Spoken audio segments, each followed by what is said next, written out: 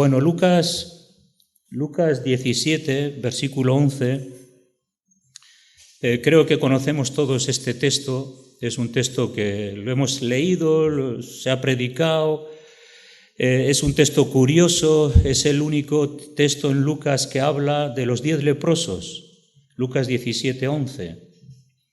Entonces, es un texto muy curioso, ¿no? Y muy significativo. A ver qué podemos sacar, ¿no? Entonces vamos a hacer la lectura, Lucas 17, 11. Yendo Jesús a Jerusalén, pasaba entre Samaria y Galilea. Y al entrar en una aldea le salieron al encuentro 10 hombres leprosos, de los cuales se pararon de lejos y alzaron la voz, diciendo: Jesús, Maestro, ten misericordia de nosotros.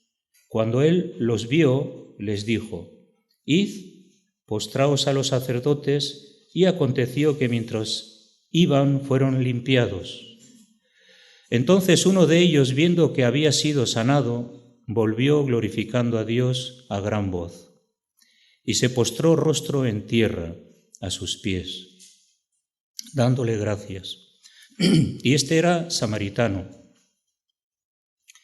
Respondiendo Jesús dijo: ¿No son 10 los que fueron limpiados? ¿Y los 9 dónde están? No hubo quien volviese y diese gloria a Dios sino este extranjero. Y le dijo: levántate, vete, tu fe te ha salvado. Bueno, decir que le salieron al encuentro los leprosos, decir que los leprosos vivían al margen de una sociedad constituida, porque según Levítico, la lepra era algo que contaminaba y también era algo que tenía que ver con el pecado. Sea que los leprosos habían pecado o no, porque sí que se ven situaciones en el Antiguo Testamento en que la lepra venía a las personas como consecuencia de sus pecados. María, la madre de Aarón, el rey Uzías tuvo lepra, murió de lepra. Naamán el sirio. Bueno, la lepra era simbolismo de estar apartado, de estar marginado, de estar viviendo una vida fuera de una sociedad. Y más que la lepra, a veces lo que la gente sufría es esa marginalidad, que estaban lejos de sus familiares y no podían entrar en contacto con ellos. Entonces, cuando Jesús le dice que tiene que ir al sacerdote, Jesús está cumpliendo la ley. Le está diciendo, como dijo la ley, el leproso tiene que ir al sacerdote. El sacerdote... En Levítico hay una serie de normativas para identificar la lepra, y no solamente eso, sino también para liberarles de la lepra. Había sacrificios de aves, oblaciones, y tenía que ver que el sacerdote iba a traer una respuesta para el leproso. Entonces vemos que bueno, había que hacer eso, y muchos leprosos eran librados, su lepra era sanada, ¿no? Bien por la oración o también bien por la intercesión a través de esos ritos, ¿no? Nos podemos identificar con los leprosos en el sentido que ellos estaban excluidos, separados, lejos también de Dios, porque eran inmundos. Tenían que decir: soy inmundo, no os acerquéis a mí, porque os podéis contagiar de la misma forma. Y lo cierto es que si pensamos en nosotros mismos, también esa es nuestra condición. Nosotros estábamos leprosos, estábamos apartados, lejos de la ciudadanía de Dios, dice la Biblia. No nos podíamos acercar a Dios porque el pecado nos hace separación. Y nosotros no tenemos el sacerdote del Antiguo Testamento, tenemos el sumo sacerdote, que puede limpiar nuestros pecados y nos puede dar ese acceso que hace que podamos sentirnos libres para vivir una vida libre, como hemos cantado antes, ¿no? Y conforme al propósito de Dios. Así que la Biblia nos habla de que hay un diagnóstico en la Biblia hacia nosotros. La Biblia dice que todos somos pecadores, que no hay ni aun uno, no hay quien busque a Dios. Y como somos leprosos, somos pecadores, necesitamos que alguien nos diagnostique qué es lo que tenemos que hacer. A veces se habla de una sociedad enferma y es verdad. Se habla de hay una distorsión en la sociedad que hace que el hombre sufra como consecuencia de los pecados y como consecuencia de la caída del hombre. La Biblia nos diagnostica qué es lo que tenemos que hacer. En Levítico, el sacerdote le decía al leproso lo que tenía que hacer. Y si luego la lepra iba cambiando de forma, se iba curando, entonces necesitaba luego otra semana de hacer oblaciones y limpiezas con agua, y todo se hacía en beneficio de esa persona, porque esa persona estaba excluida, ¿no? Entonces necesitaba el leproso una restauración social, sobre todo, aparte de su enfermedad.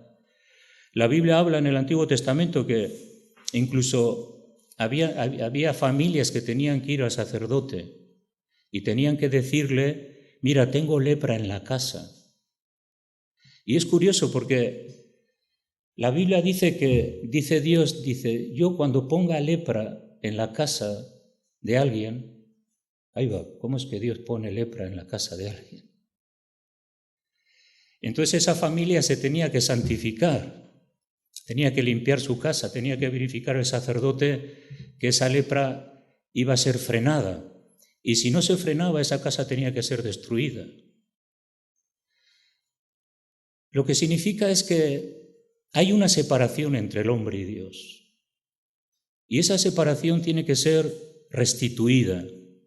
La lepra era una clara evidencia de una lejanía de las personas, de la sociedad y del rito que los judíos en aquella época se presentaban al templo, ¿no? No podían adorar, no podían estar. ¿Y qué vemos? Que estos 10 leprosos fueron al sacerdote. Y eso a mí me habla de obediencia, porque podrían haberse cuestionado y haber dicho: bueno, Jesús, ¿para qué vamos a ir al sacerdote? No, pero la ley dice, Jesús dice, ir al sacerdote para presentar las ofrendas, las oblaciones, y ellos sabían lo que estaban diciendo, ¿no? La obediencia es vital para recibir los beneficios del Evangelio y los beneficios de Dios para nuestra vida.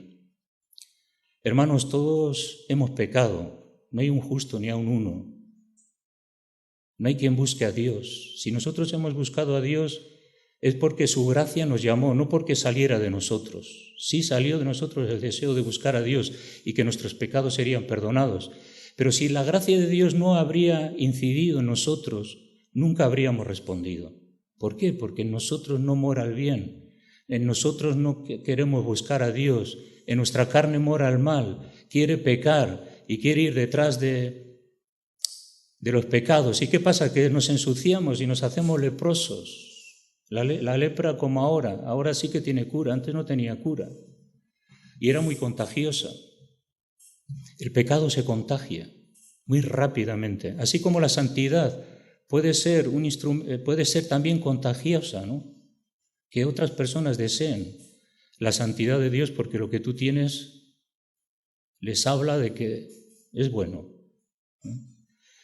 Entonces la lepra es algo que tiene que Jesús sanar, nuestro pecado. Entonces, vete, muéstrate al sacerdote. Y aconteció que mientras iban, fueron limpiados.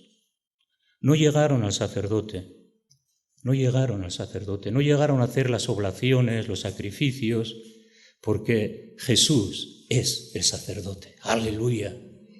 ¡Aleluya! Y no llegaron, la sanidad vino sobre ellos, porque Jesús es el sanador. Es el que quita la lepra. Así que Jesús vino a establecer un nuevo pacto. El antiguo ya se quedó. Él traía un pacto que tiene que ver con una liberación, no física, de una enfermedad, sino espiritual. Ese pecado que corroe, que avanza, que deteriora, que mata al hombre y a la mujer. Y cuando se quieren dar cuenta, estamos ahí. Hermanos, nosotros estamos en lo más profundo del pozo. No había cuerdas, no había sogas, no había nadie que nos podría ayudar. Estábamos ahí en el pozo. ¿Quién podrá sacarme? ¿Quién podrá sacarme de aquí?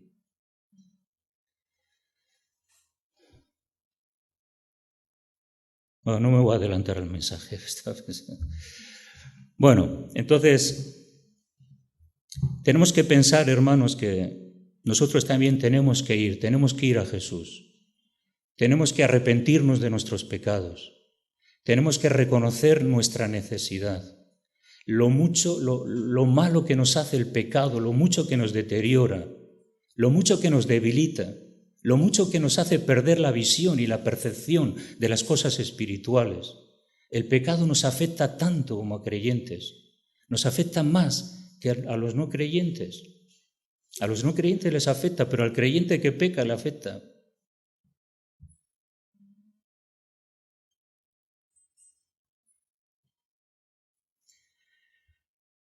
¿Vamos nosotros en la dirección correcta?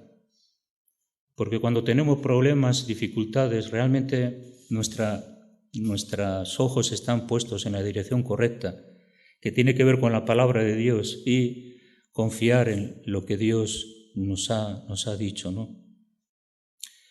Por eso que Jesús luego le dice, ¿no?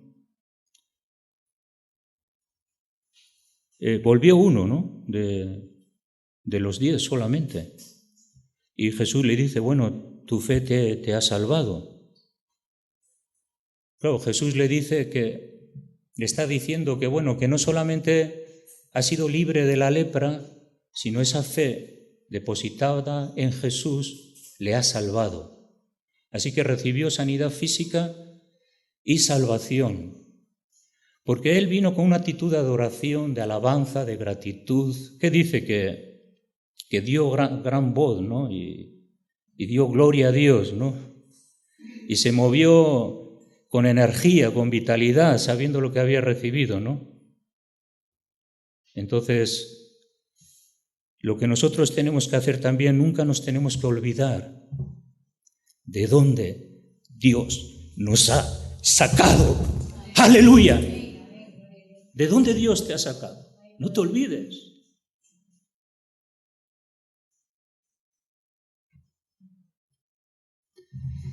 ¿Cuánto tenemos que estar agradecidos? Esa percepción espiritual que Dios nos dio cuando estábamos perdidos y nos buscamos al Señor, seguimos teniendo esa percepción de la realidad de la condenación, de la necesidad de dar gloria a Dios, renovar nuestro agradecimiento al Señor y de ir en la dirección correcta y de obedecer, ¿no? Así que dio gran voz, gloria a Dios. Bueno, ayer estábamos con los jóvenes, faltaron algunos, os echamos de menos, ¿eh? Yo voy a estar solamente un tiempito, bueno, espero. Pero está siendo de mucha bendición y hablamos eso de la caída del hombre, ¿no? Y de la necesidad de la redención en Jesús.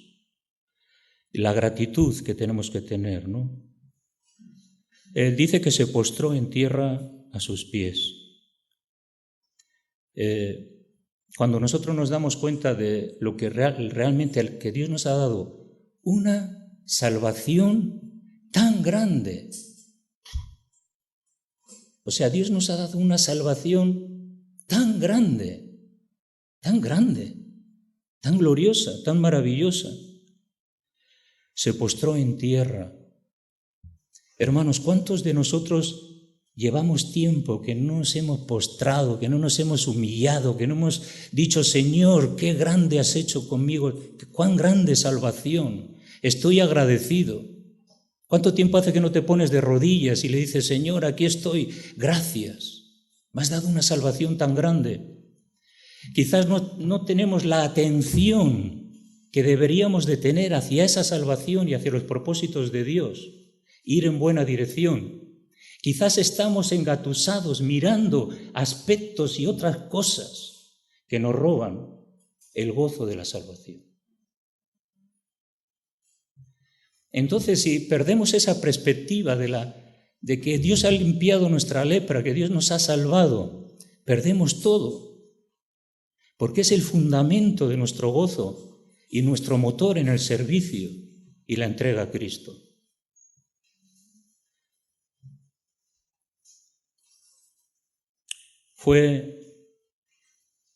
Se postró en tierra a sus pies, fue agradecido.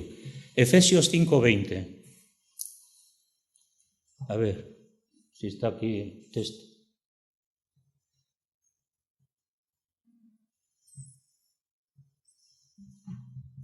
Dice que dando siempre gracias por todo a Dios y Padre en el nombre de nuestro Señor Jesucristo. Vamos a leer también 1 Tesalonicenses 5:18.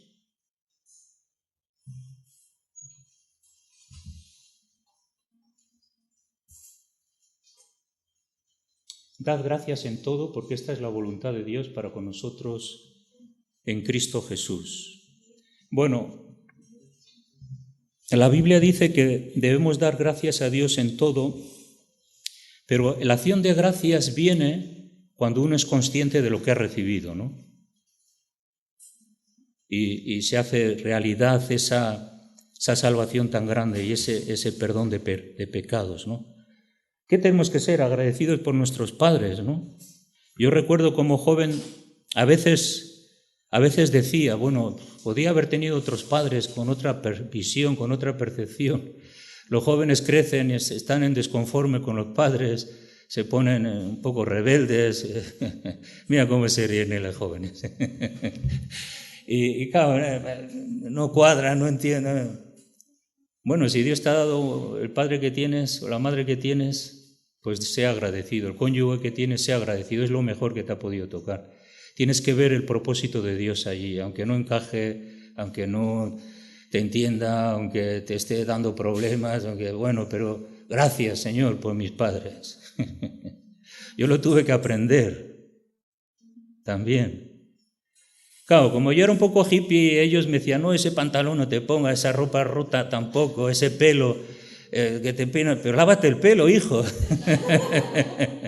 Lávate un poco el pelo. Claro, me llamaban el americano. Además iba con un pañuelo azul así y dice, ¿qué gomila te das? Me decían, no, yo no me lavo el pelo, me peino para atrás, todo ahí pegajoso. Ahí. Y claro, ¿cómo me van a creer? ¿Te van a aceptar tus padres? Bueno, da gracias en todo. Tenemos que dar gracias por los médicos que Dios nos ha dado. Quizás quieres que te hagan algo. Hoy en día hay mucha violencia en los consultorios, porque la gente quiere hacer lo que ellos quieren, no lo que los médicos le dicen. Pues así, da gracias en todo, ¿eh? Entonces no nos olvidemos ser agradecidos de donde Dios nos ha sacado. Salmo 103:2, aquí vamos a leer.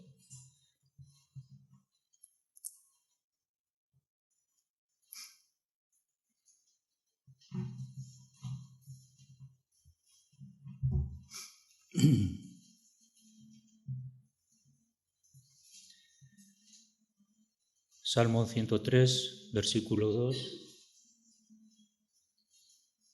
Sí, luego vamos a seguir hacia adelante porque son varios versículos. A ver, bendice, alma mía, a Yahvé, y no olvides ninguno de sus beneficios. A ver si puedes seguir leyendo, leemos juntos. Él es quien perdona todas tus iniquidades, el que sana todas tus dolencias. A ver, más adelante. El que rescata del hoyo tu vida, El que te corona de favores y misericordias. Más. El que sacia de bien tu boca, de modo que te rejuvenezcas como el águila.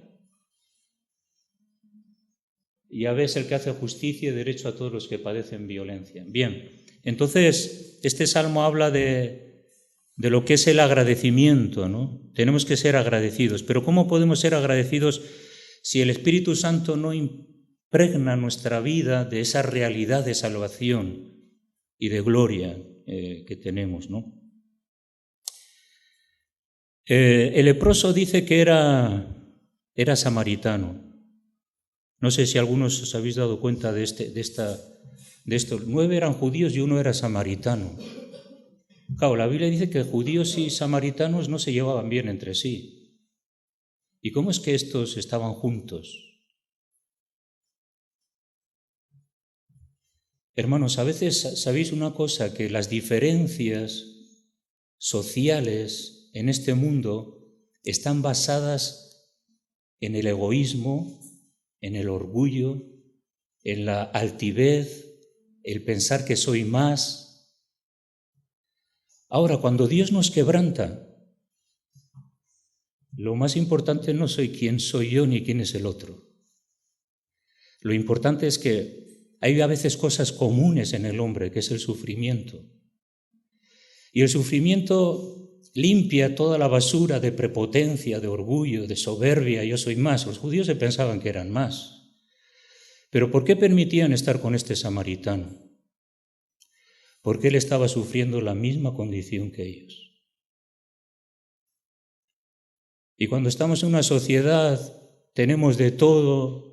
¿Y qué ocurre? No, es que yo soy nacionalista, yo soy esto, yo soy aquello, es que yo soy un mayor rango y tú para allí. Pero si Dios te quebranta, todo eso se te va.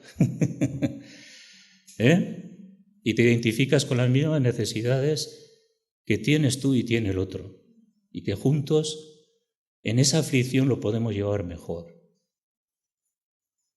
Y es así, ¿no? A veces las barreras raciales y nacionales que hay. ¿Por qué? Por el orgullo. Ahora, cuando uno está quebrantado, tienes más compasión, más misericordia. Y eso a veces se ve en los desastres nacionales, en las situaciones de emergencia, cuando hay que pedir ayuda a otras naciones, no importa qué nación es, si hay una situación de emergencia, no importa que sea de color, sea amarillo, sea chino, hay una realidad de sufrimiento y te compadeces de ellos, ¿no? Y hay a veces el dolor y el sufrimiento pues produce a veces esa unidad, ¿no? Así que ellos como nosotros somos seres humanos, ¿no? Que necesitamos compañía y necesitamos ayuda. Que el orgullo, la prepotencia hace la separación. A veces cuando tú te piensas que eres más o que eres mejor o que lo tienes todo, no necesitas de nadie. Pero si Dios te quebranta, entonces sí, ¿no? Por eso tenemos que aprender a aceptar a los demás. La Biblia dice que miremos a los demás como superiores a nosotros mismos, que apreciemos el don de la vida y lo que los demás son en sí mismos como hombres y mujeres. Y eso hace que nosotros seamos capaces también de entender a los demás cuando están sufriendo, ¿no?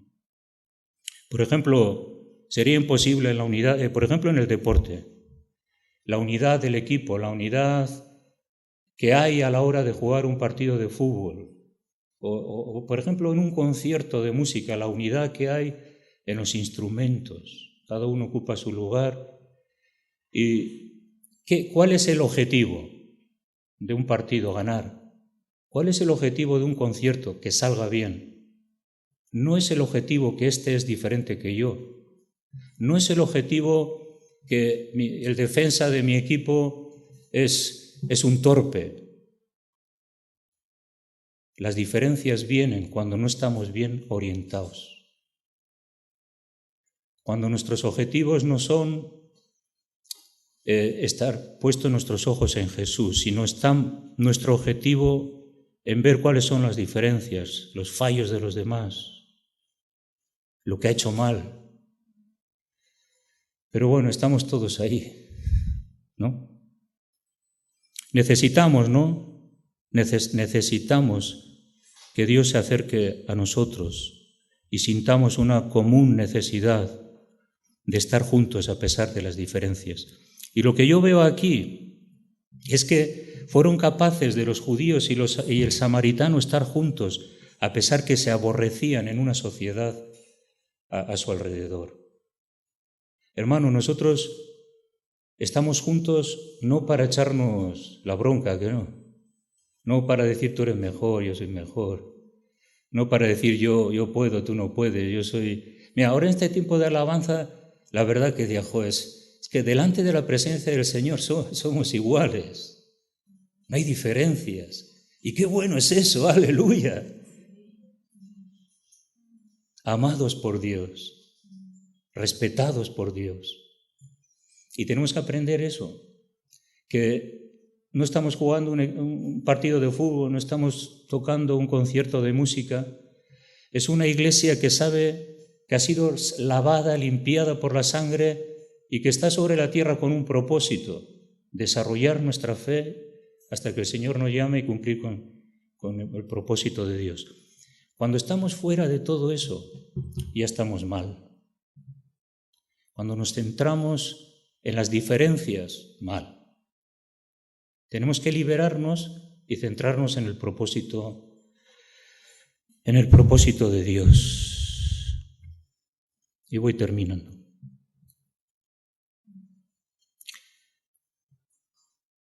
He terminado ya.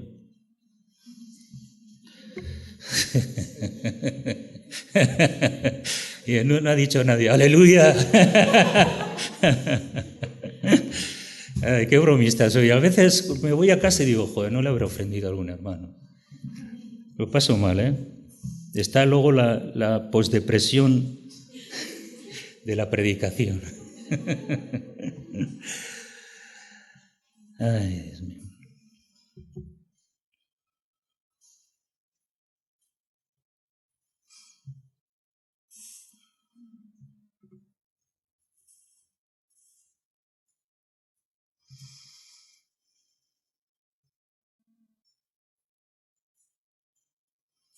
¿Sí? Entonces termino. Bueno, ¿quién no da gloria a Dios, no? Por la obra de la cruz del Calvario, por la lepra que ha sido limpiada, por la tremenda y gran salvación. Nadie nos podía ayudar, nadie nos podía rescatar, nadie podía hacer nada, solamente y exclusivamente la muerte y resurrección de Jesús. Nadie pudo hacer nada por mí, te lo garantizo. Nadie pudo hacer nada por ti. Estabas realmente perdido, no había salida, no hay salida.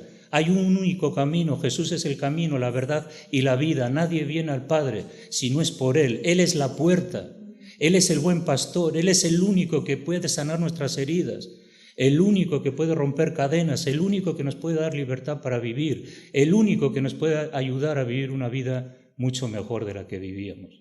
Ahora, ¿te has entregado a Cristo? ¿Te has rendido a Él? Tenemos que pensar cuál es nuestro objetivo y realmente entregarnos a Él con todo nuestro corazón. Vamos a cantar esa tercera canción y así terminamos. Sí, perdón. Ya decía yo que se me olvidaba algo. Claro, menos mal que tengo aquí el libro que me queda por leerlo. Espera, no os vayáis. No, voy a leer solamente, es un minuto, es un minuto. Bueno, a mí me gusta leer comentarios, tengo todos los comentarios, me he adquirido un nuevo comentario del Antiguo Testamento y suelo leer, ¿no? Paulatinamente. Este es sobre el libro de Job. Job, sabéis que fue un hombre que sufrió y... Sí, esta es la conclusión, porque en un mensaje la conclusión es vital. Si no hay conclusión. Bueno, Dice así, conocéis a Job, ¿no? Joder, qué viejos sois.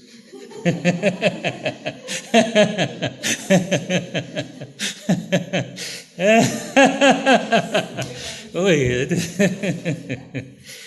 Bueno, le conocéis de oídas. Dice, Satanás viene al trono, Dios, y le pregunta, ¿acaso teme Job a Dios de balde? Se convierte en uno de los temas centrales de este libro. En otras palabras, ¿existe la bondad desinteresada?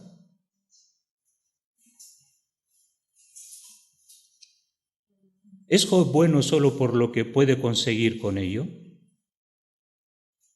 A veces nos hacemos la misma pregunta reformulada de la siguiente manera.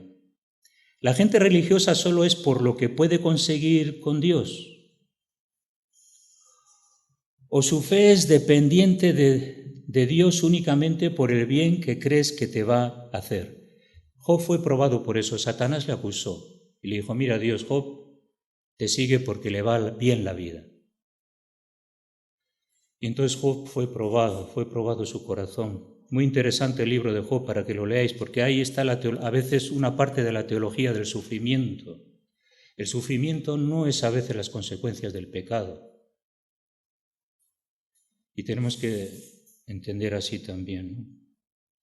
Algunos psicólogos distinguen lo que ellos llaman religión extrínseca. De lo que denominan religión intrínseca se entiende que la religión de una persona es extrínseca si la utiliza con algún otro propósito.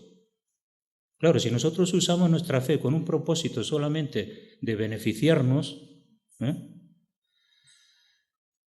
quizás para esta persona la religión es un símbolo de estatus social o un conjunto de rituales para calmar su ansiedad. Se trata, según los psicólogos, de esa religión, cuando una persona no usa, sino que vive su fe. Es la religión intrínseca, parte de él mismo. En otras palabras, mientras que alguna persona utiliza su fe en Dios para conseguir otro fin, hay quienes ven a Dios como un fin en sí mismo. Y aquí el enigma está en que cuando Dios probó a Job, lo que Dios le dijo a Satanás es que mi siervo Job no me sigue por lo que tiene, ni por lo que puede conseguir. Este siervo me ama y está dispuesto a sufrir. Y él mantuvo su fe en medio de una crisis tremenda. Increíble, ¿no? Entonces esta pregunta central también para nosotros, ¿por qué servimos a Dios? ¿Es simplemente por lo que podemos ganar con ello? Bueno, yo le sigo al Señor porque cuando tenga problemas, Él me va a ayudar. ¿O nuestra fe está enraizada en la realidad de una comunión personal con Dios para su beneficio? Para el beneficio suyo. Esto es lo que ocurrió con los leprosos. 9 solamente buscaban su sanidad, no le buscaban al Señor. Pero uno, samaritano, buscaba su sanidad, pero buscó a Dios. Esta es la realidad en la cual nosotros nos podemos, a veces con el tiempo, confundir. ¿Por qué seguimos a Dios? ¿Por lo que nos da? Porque quizás en el pasado, en el futuro tendré algún problema y entonces no seamos como esos 9 leprosos que cuando reciben la bendición se olvidan de todo. Claro, yo era uno de esos 9 leprosos antes de conocer, cuando empecé a clamar a Dios. Le dije, Dios, ayúdame. Sí que me ayudó. Sé que era Él, pero luego me olvidé. Pero luego, cuando vino el quebrantamiento en mi vida, entonces otra vez empecé a levantar la cabeza. Señor, ayúdame. ¿Y Job qué salió? Salió victorioso, ¿no? Salió mucho más bendecido. La prueba, la dificultad, siempre va a traer una bendición en tu vida. No te preocupes, que Dios va a ensalzar tu vida si tú pones su confianza en Él en medio de todas las cosas. Él se va a glorificar en tu vida. Bueno, pues cantamos esa canción. Nos ponemos de pie y expresamos al Señor.